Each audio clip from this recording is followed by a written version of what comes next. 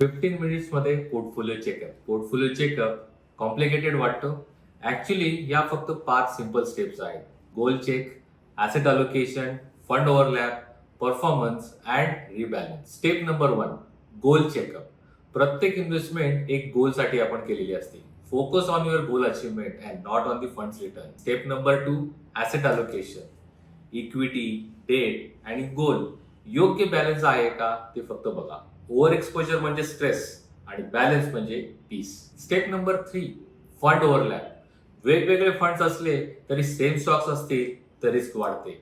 More funds means not more diversification. Check up overlap in your portfolio. Step number 4, performance. फंडचा performance बेंचमार्कशी compare करा.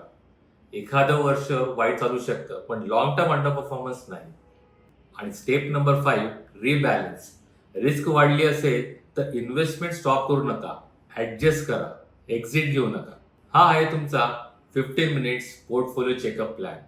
गोल check 3 minutes, asset allocation 4 minutes, fund overlap 3 minutes, performance 3 minutes and rebalance 2 minutes. 15 minutes portfolio checkup complete. जर तुम्हाला अजून याबद्दल माहिती करून घ्यायची असेल तर कमेंट करा चेकअप. माझी टीम तुम्हाला नक्की कॉन्टॅक्ट करेल. थँक्यू.